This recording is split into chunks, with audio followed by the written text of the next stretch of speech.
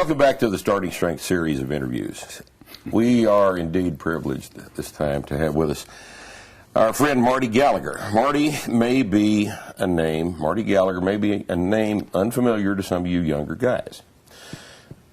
In the course of the next couple of hours, I hope that we can bring his story into the awareness of the physical culture public, because he's operated behind the scenes at an extremely high level for a very, very long time. And just sit there, don't go anywhere, watch, listen, and you'll see what I'm talking about. Thank you for coming, Marty. Thanks for having me, Appreciate you being here. I think probably the best way to do this thing would be to organize it chronologically. A brief overview of Marty. Marty's written for Muscle and Fitness. He worked for the Weider organization for quite some time. He has been an extremely important high-level coach of the sport of powerlifting at the international and national level, with a lot of people under his control whose names you would recognize, many of whom you don't recognize because you guys are all too little. All right? But what we're going to do now is we're going to go back in time about 50 years, and we're going to see the panorama of the development of the sport of powerlifting through the eyes of a guy that was there the whole time. Marty, you started lifting weights when you were 11 years old. Tell us about this. 1961, December. My father got me my first weight set, and within a very, very, very short period of time, I had found myself sort of sucked up into this vortex of these very high-level, hardcore lifters. And initially, it was Olympic lift scene.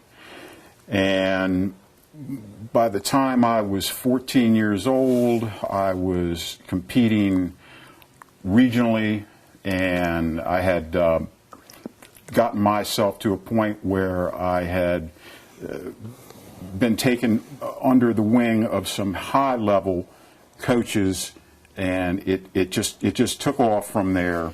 And I actually won my first regional Olympic lift championships at age 14, and it was a senior men's title. It was an odd set of circumstances where there was a very, very, very good Olympic lifter, a fellow named Bob Lancaster, who I don't think you heard of. I don't know about Bob. Bob was an interesting guy in that he was a Howard University student who, at the time, the world record was 413, held by Jan Taltz. This would have been 1964. Lancaster had done in the gym a 410.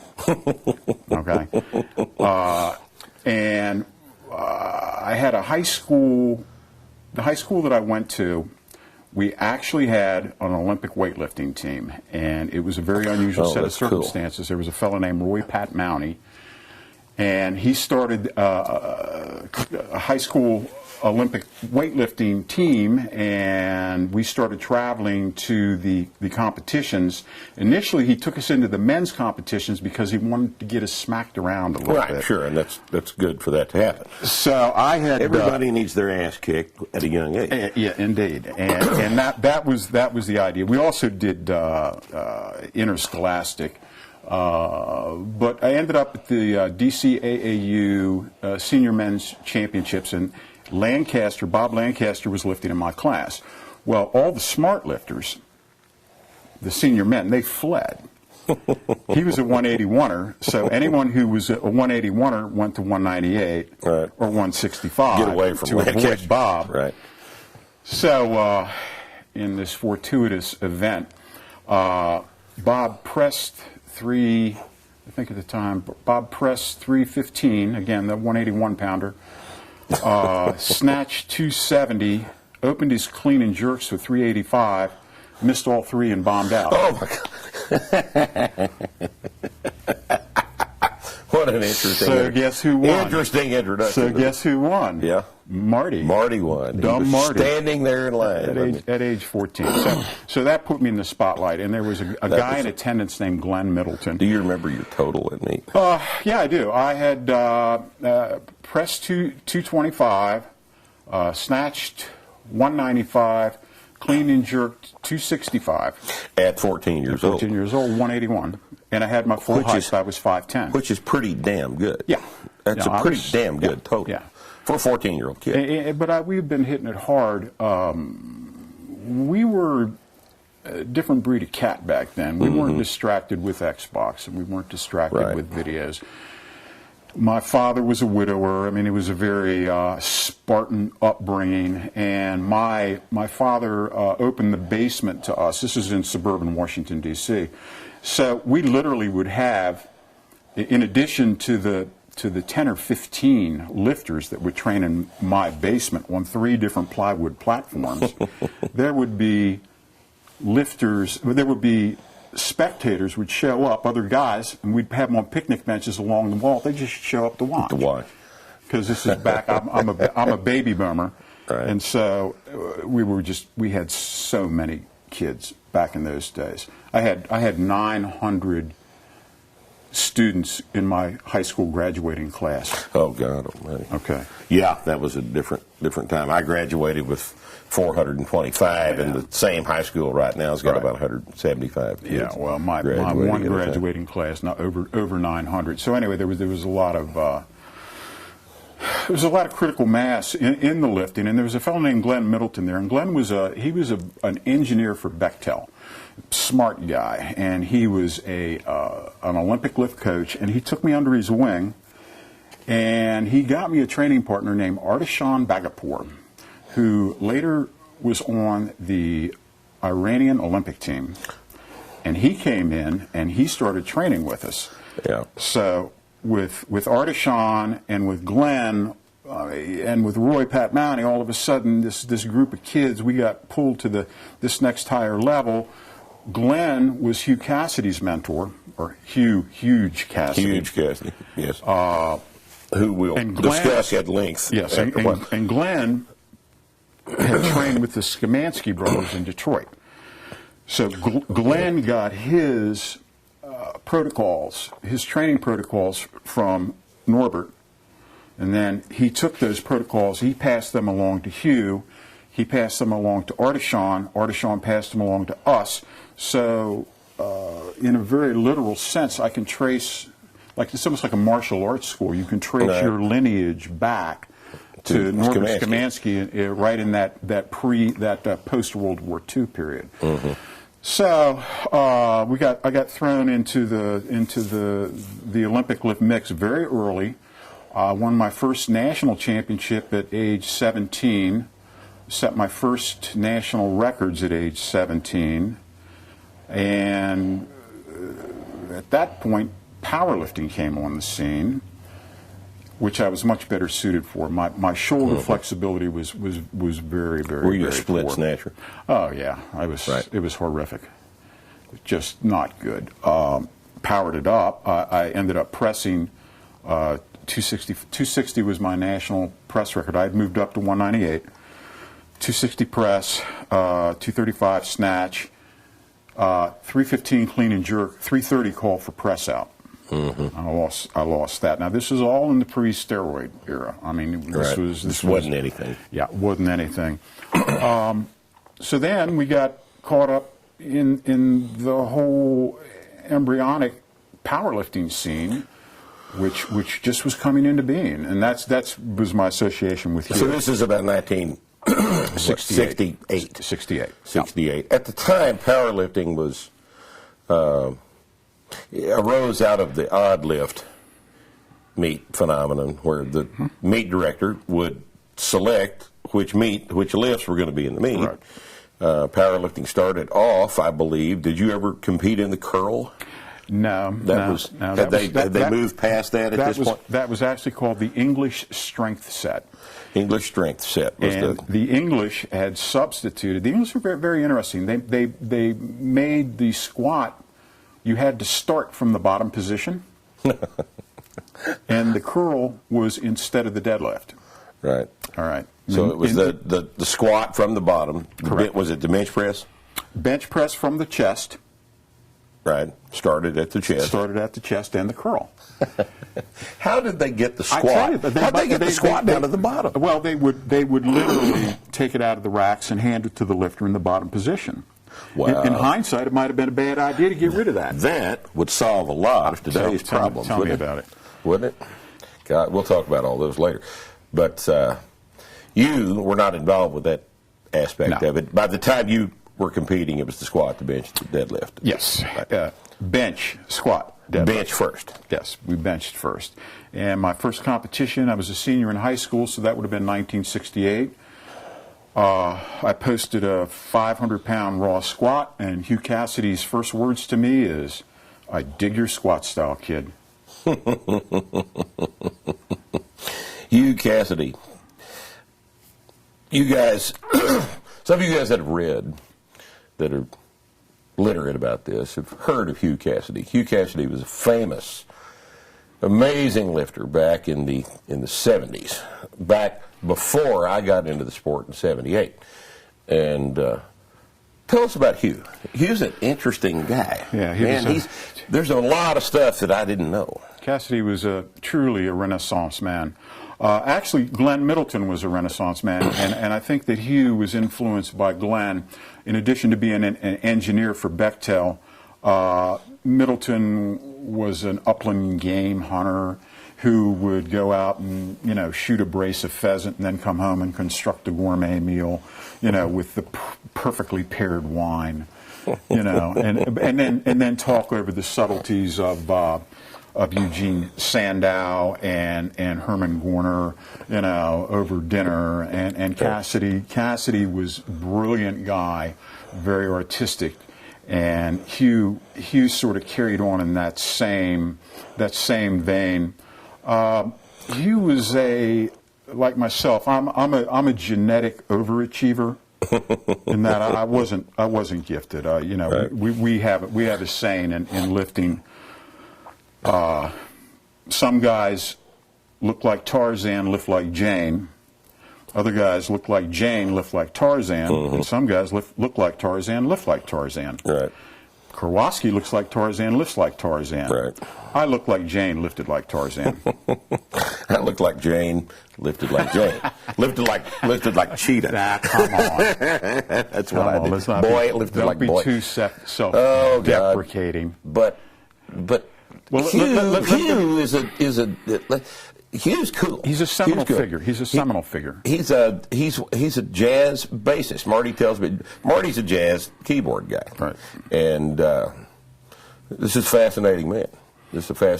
Hugh, all the stuff you told me yesterday. I've had the pleasure of Marty's company now for a couple of days, and I'm learning all kinds of things that I did not know about these people. A lot of stuff we can't share. Oh yes.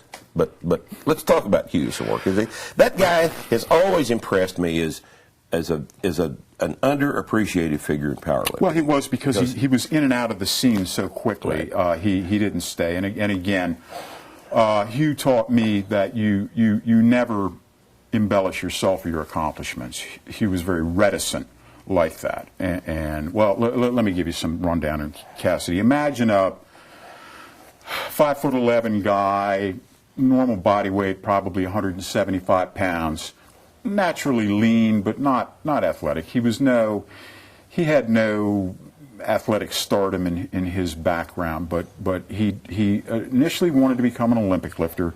He didn't have the technique. Then he wanted to become a bodybuilder, but that didn't fit his personality because he was an introvert.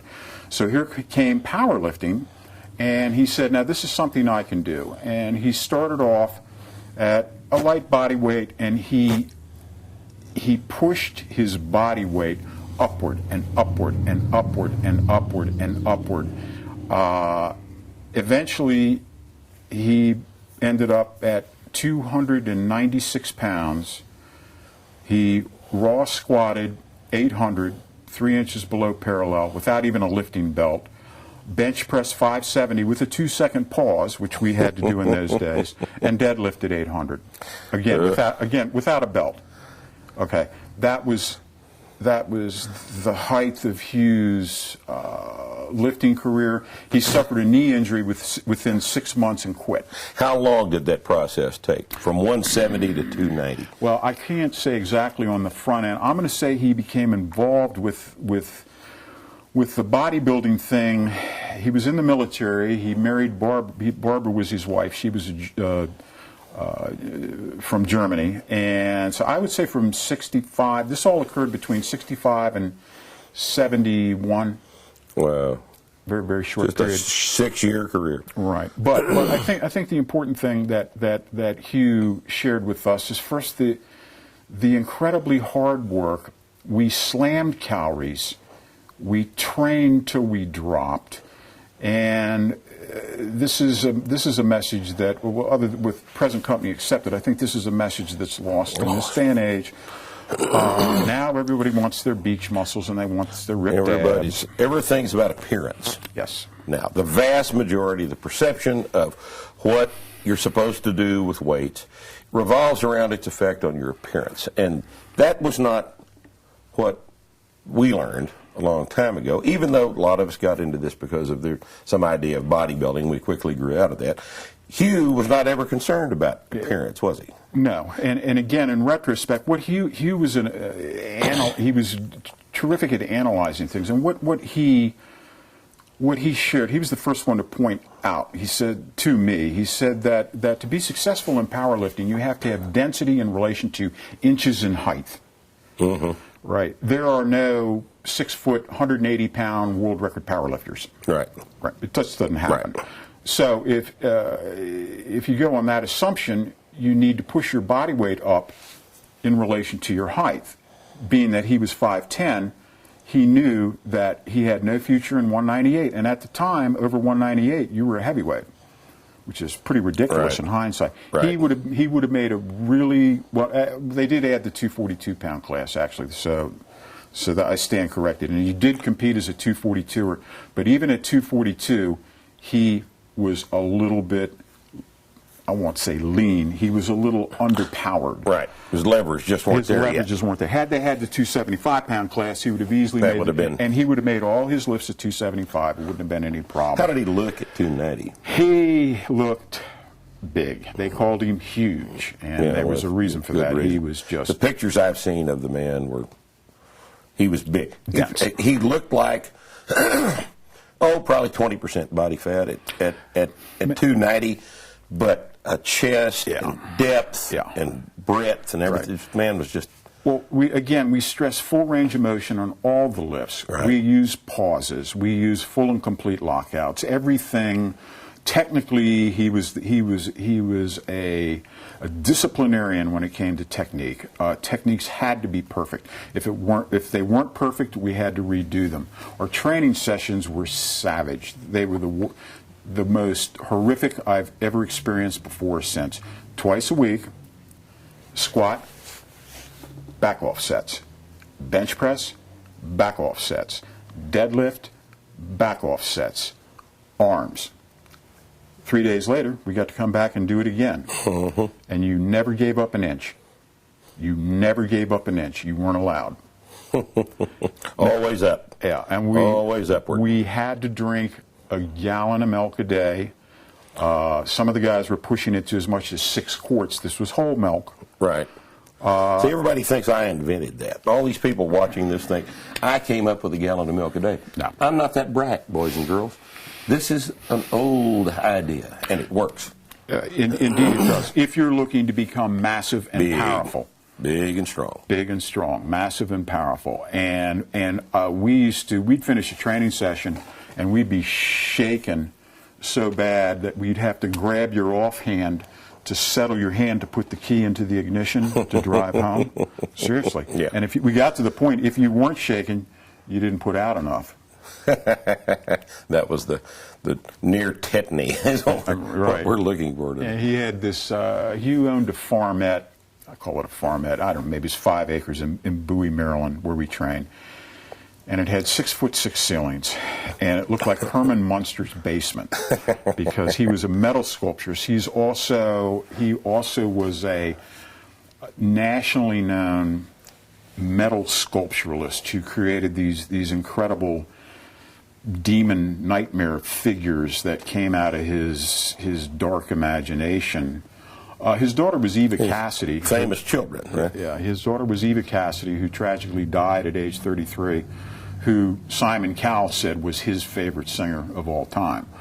And so we'd be training in this Fred Munster basement, myself, Marshall Peck, Joe Ferry, whoever else, Mark Dimmoduck, whoever else might be in town, Hugh. And upstairs you'd hear Danny Cassidy, who was this incredible violin player. You'd hear Eva practicing, and it was just the most artistic, surreal environment. He was an amateur botanist. He would graft apple branches onto pear trees. I don't know why. And, he'd make notes in his notebook. He taught emotionally disturbed children. That was his job.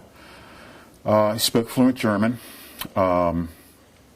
Had intense artistic temperament, but not in the jolly let's go have a Guinness way, more in the tortured James Joyce way.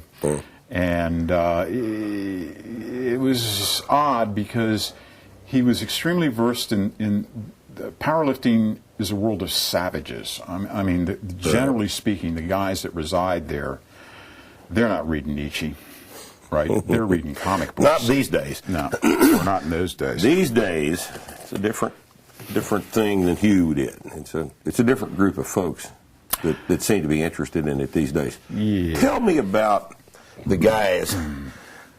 Well, first off, let's talk about your competitive powerlifting career, and then I want to talk about the people that you worked with right, that benefited from the things you learned while you were training. Right. Well, my own career, I dropped out at age 19. My father got remarried, which is great for him, and he moved away, and so this is the 60s, so I hit the road. Back in those days, that's what we did. I hitchhiked 3 times back and forth across the country. I lived in a commune in Washington, D.C. for a year and a half. No hippie woman was safe around me, trust me. I moved to Portland, Oregon, which was a great city. I love Portland. I ended up in Sam Laprenzi's gym in Portland just in time to get kicked out with all the Olympic lifters because Kenny Patera was training there. And Ken kept dropping the weights from all the way overhead onto the floor. Sam lived before there were bumper plates. Before there were bumper plates. Sam lived upstairs. Right. He lived upstairs, and he said, that's it. All Olympic lifters are banned out. So I lost my chance to train with Patera. Those guys moved over to, I think, Portland State. And at the time, I didn't have a car, so I missed out on that. That's the one thing I missed out on. I missed out. Didn't get to train with Patera. Kenny Patera, man, that would have been a life-changing event. I dropped out and got into the martial arts. Right. I got into the Chinese internal martial arts, Xingyi, Bagua, Tai Chi, under an internationally famous guy named Robert Smith, who recently died. Another interesting guy. He had been an ex-CIA agent. Top CIA agent in Taiwan, spoke fluent Mandarin and became immersed in the Chinese martial arts culture. I studied under him for 5 years. Eventually I discovered that world was not my world. Although I did pick up some interesting philosophic things that stayed with me. I got introduced to Taoism, I got introduced to Zen, I got introduced to a lot of Eastern philosophy that still impacts me today. But after that, I got back into lifting, powerlifting, and I ended up at Mark Chalet's gym. And Mark is a famous powerlifter. And Mark had been training and studying with Larry Pacifico. And he decided that Mark wanted to move back to the Washington area, and he opened Chalet's gym. And I guess this was in 1980.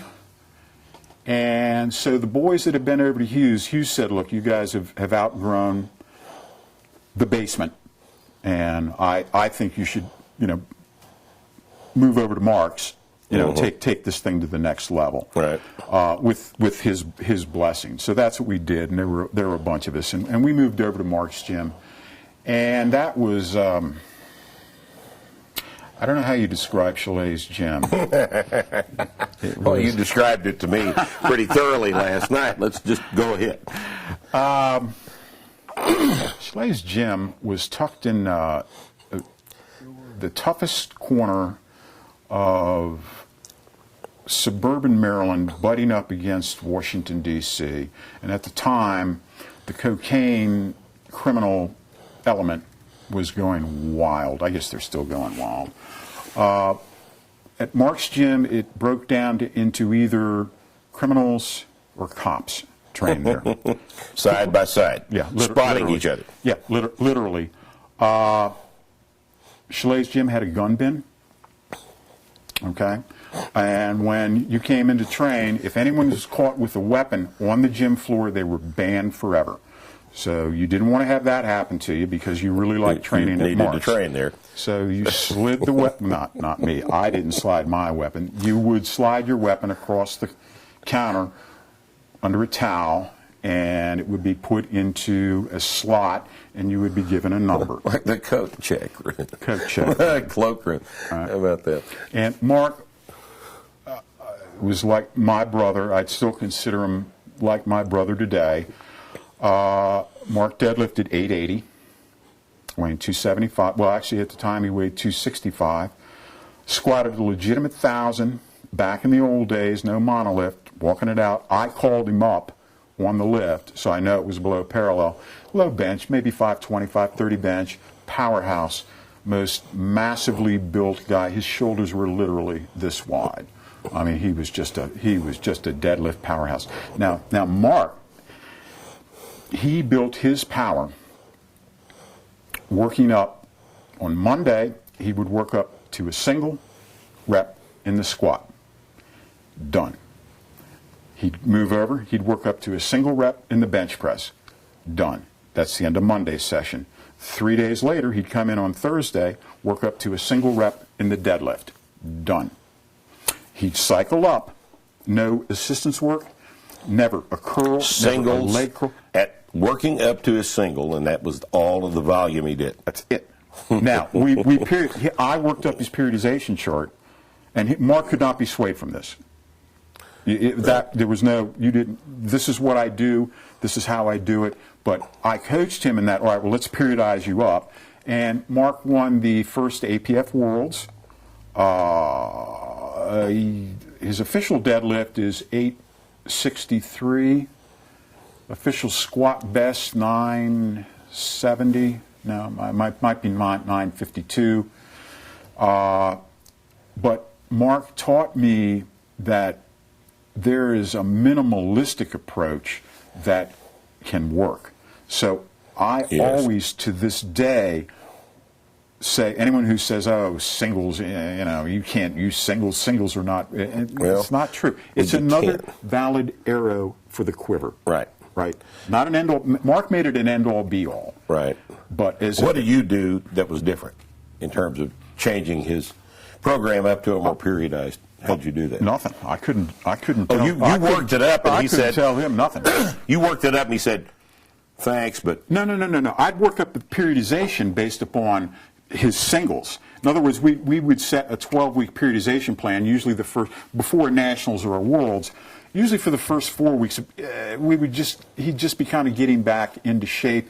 He would usually start a national or world championship cycle out weighing kind of a soft 255, and then over the next 12 weeks, he'd push that up to a rock hard 275 body weight.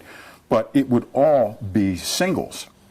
But we might start at 700 squat, 440 bench, 725 deadlift, and then move those up, single rep, for 12 consecutive weeks. So your program was within the context of his singles. That's right. That's right. Some variation with the single. Well, that's no assistance work. Why? That's a waste. Gosh, I'm not. I'm not a big proponent of it either, but But most guys want to complicate things, don't they? What is the urge within the novice trainee that makes them want to complicate the situation?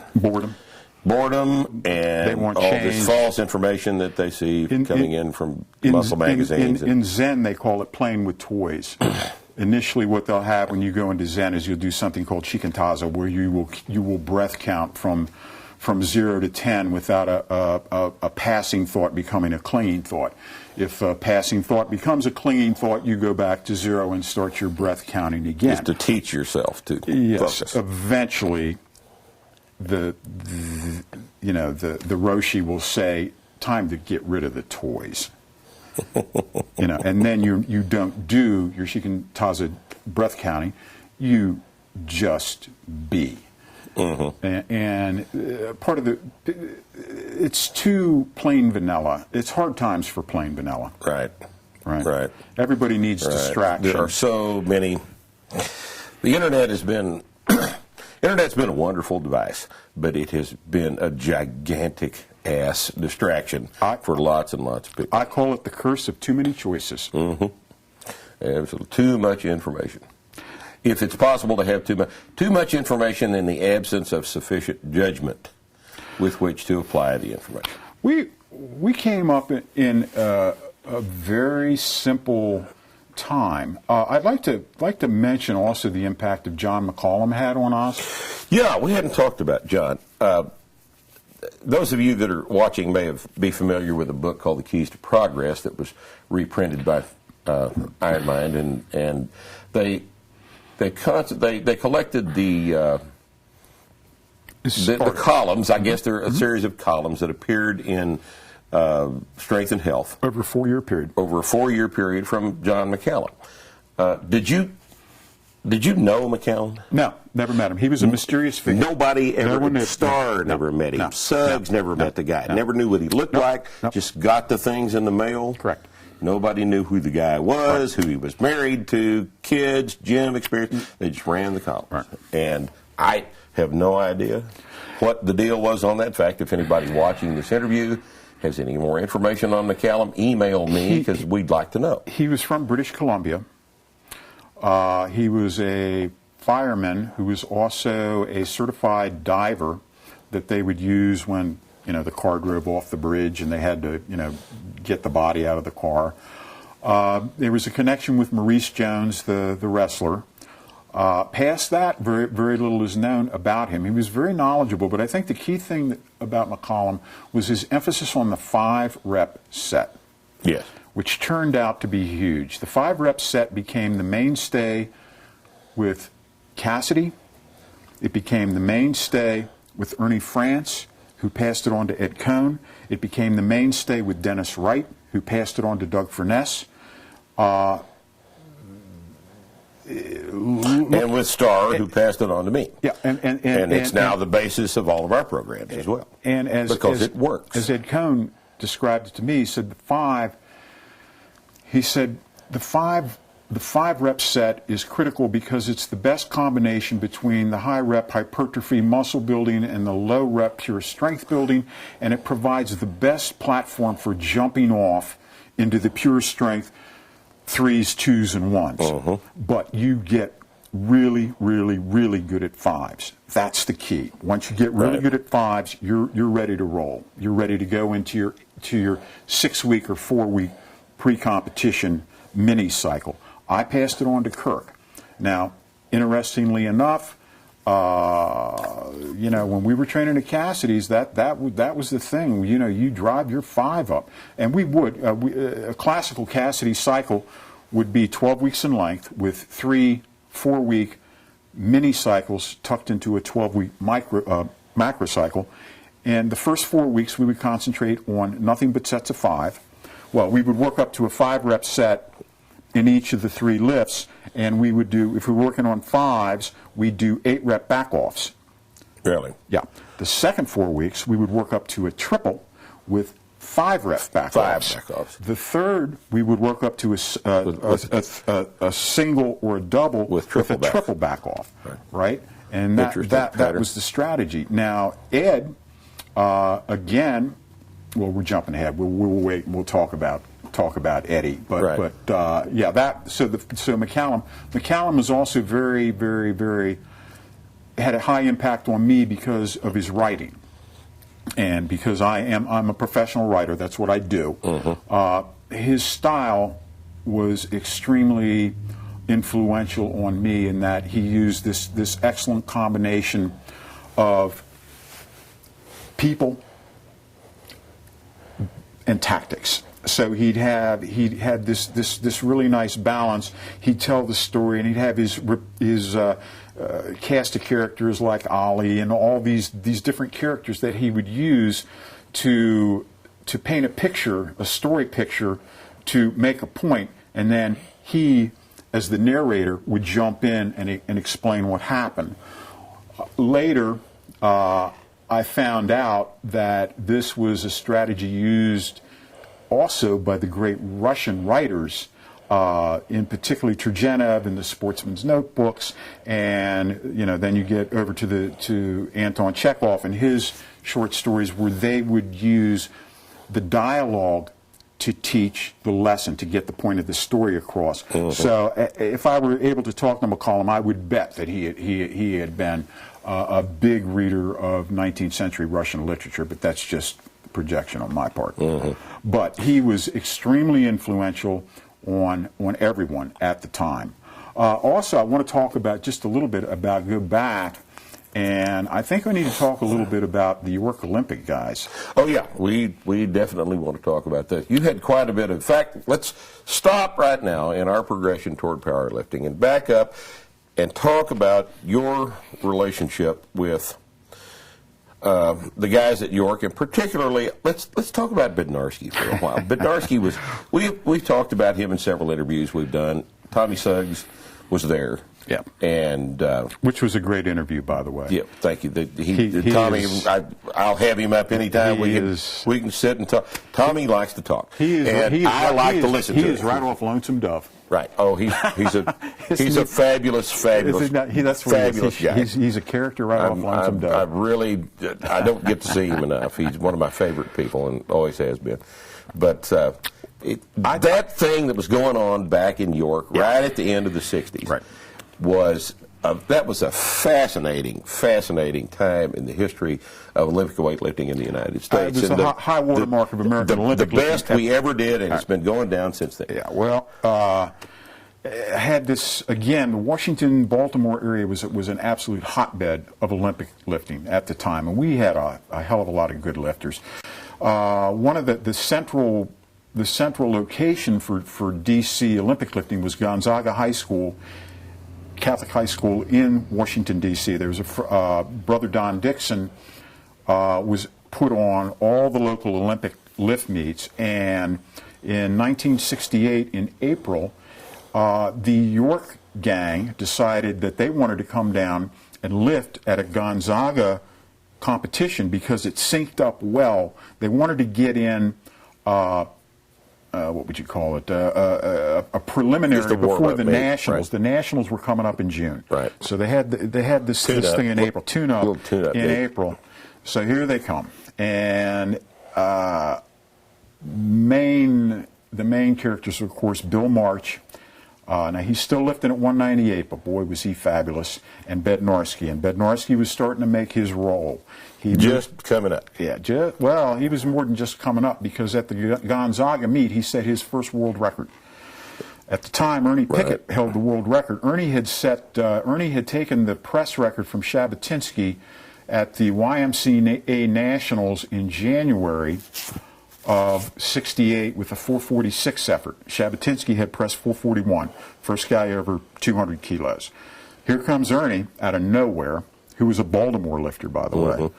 446.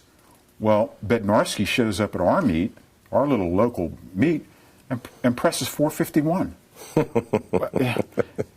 And of course, I had. This puts 2.5 kilos on. Well, I'm just saying, but I mean, his previous best had been like 410. Just. Out of nowhere. Something happened. Well, something happened. Well, one thing that happened is he put on 30 pounds of body weight. Yes. But I was backstage because I was a Gonzaga guy, and so I wasn't lifting. I was just there to help. And I walked right up to Bednarski and said, "Listen, if there's anything you need, I'm here." And he says, "Good, kid, stick around." And he says, "Go get me some Cokes." "Oh, yes, sir. Whatever you want, sir."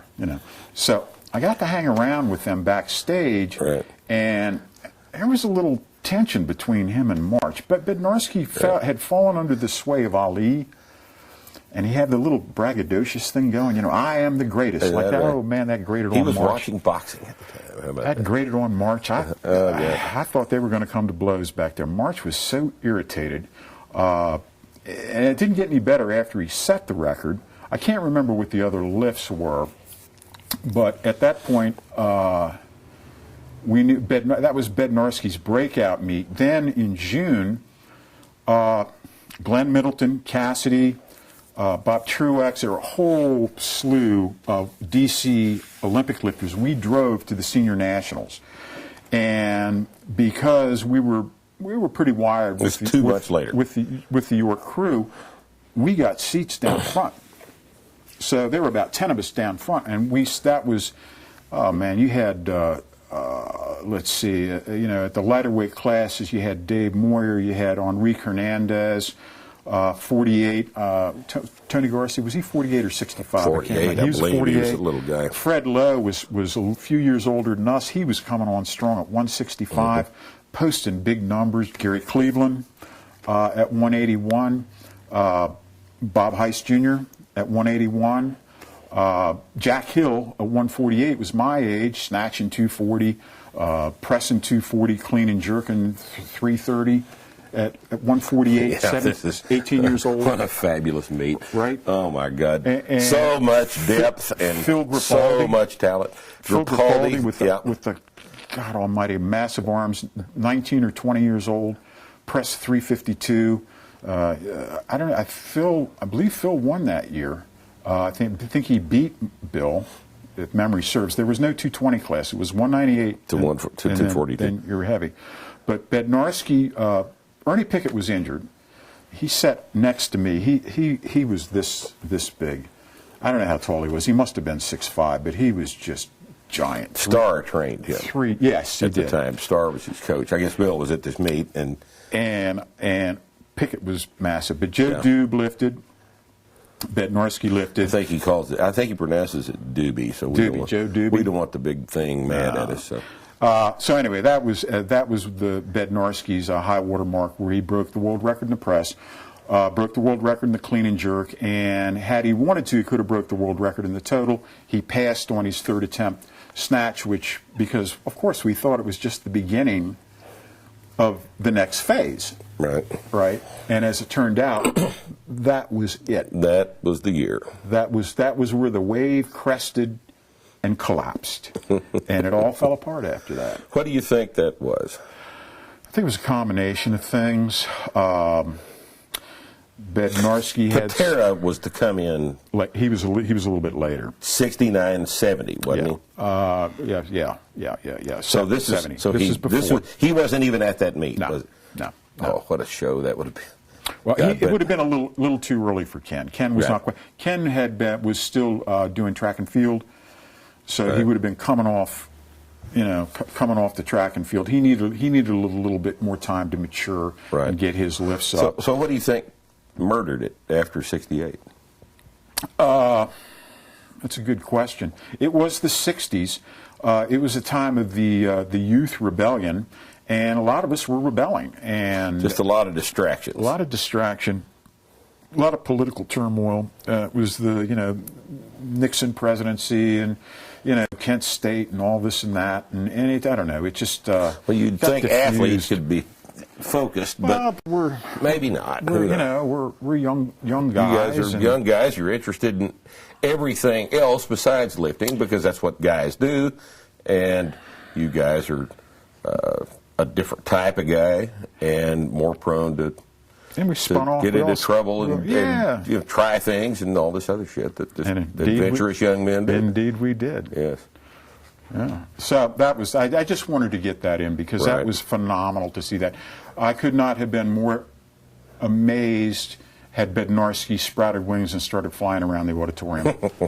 I mean, I cried. Tears came down my face when he spiked that 486 jerk. Oh, God. It was a packed auditorium. I mean, I don't know what it would hold, maybe 2,000, 3,000 people. Oh, God. But it went crazy. It was full. It went crazy. It was the greatest sustained ovation I've ever heard for any strength sport ever, before or since. And as he spiked it, thunder rolled and lightning hit, and it was just like God was speaking. And that's a true story. That actually occurred. Yeah, that actually happened. He racked the jerk. He spiked and there it. was thunder. Now, when he cleaned it, it was thunder. When he spiked it, it was like boom and a lightning bolt. And it was like, oh my God. Oh, God. It couldn't have been more dramatic, right? And he comes out and he throws his hands up, and it was unbelievable. Oh, God. I also saw the first national powerlifting competitions held at the same York Auditorium, and we went up with Hugh again, and Hugh and I sat together. Again, beautiful seats down front. Hugh would always take with him his cooler. Anywhere he went, he had a cooler with him.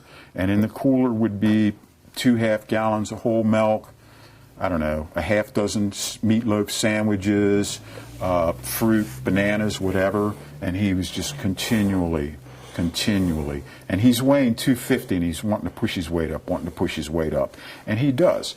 And in 71, he wins the first World Powerlifting Championship in a huge upset, where he wasn't even considered to be one of the contenders, and he came in and upset Big Jim Williams, arguably the greatest bench presser of all time, who had an official 675 bench with a 2-second pause, an unofficial 700-pound bench, and the then rising John Cuck. In a T-shirt.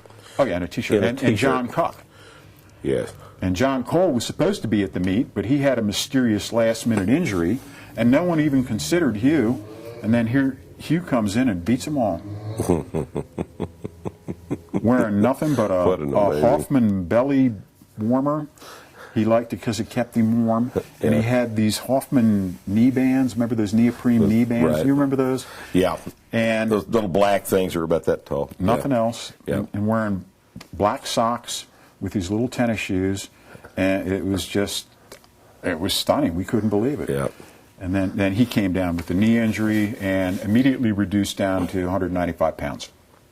Smart. Just dropped it all. Got the load. Got rid of that unhealthy excess body weight. And, you know, that was 71. 71. Cook was already lifting in 71. I saw him lift at the Worlds in 1980. Oh, my God. And that was probably the most amazing performance that I've ever seen. Well, there's a good reason for that. That guy was... That was the year at the 1980, he weighed 242 using the old style ACE. They didn't even have real knee bands back then. He had the old ACE bandages. He squatted 832. He benched 500 raw, and he deadlifted 871 for a 2204 total that stood for 15 years. Dave Jacoby couldn't beat it. Joe Ladnier couldn't beat it. Kirk Karwoski couldn't beat that total. That total stood and stood. It took Ed Cohn to finally eclipse that total that you saw. Yes. And Cuck was built all wrong for 242. He's 6 tall. foot. He's 6'1", weighing 240 pounds. There's no way. I read an essay in my book Purposeful Primitive, and I called him the bumblebee. You know, the astrophysicists say that the bumblebee can't fly. The one that can't fly.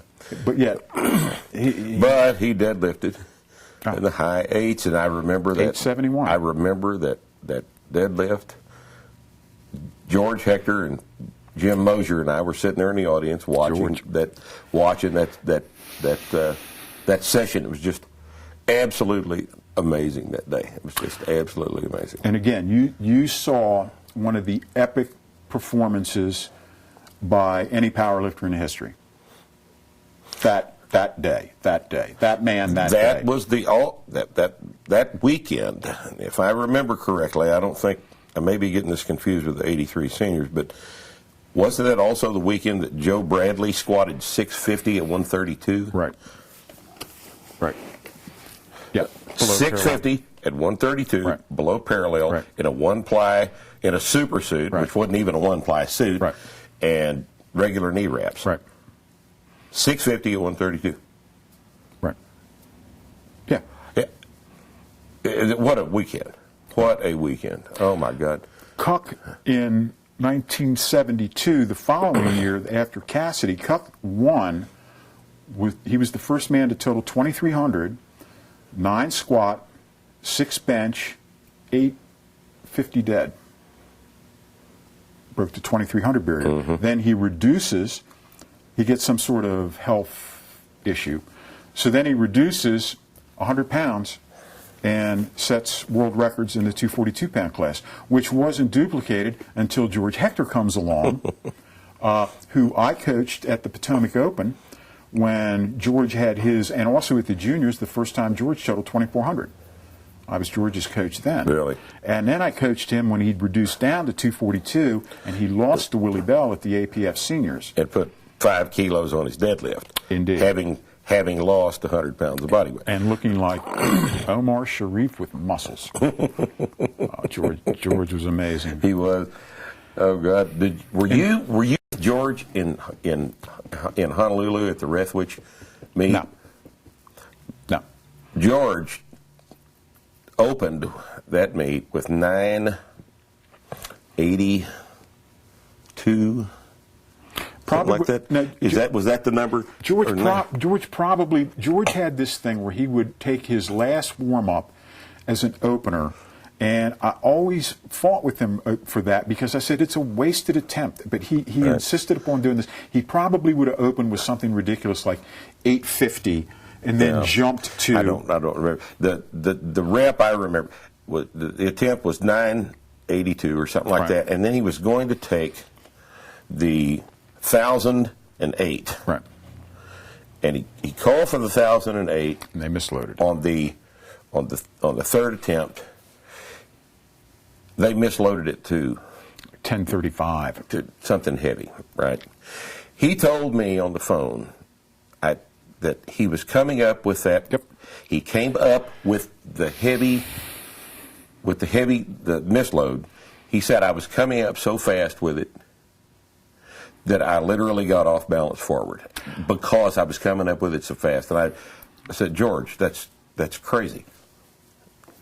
Did you ever see him when he weighed 360? Yes. Oh, he was. Yes. I was at, George and I were at Mosier's wedding in Maryland in June. Oh,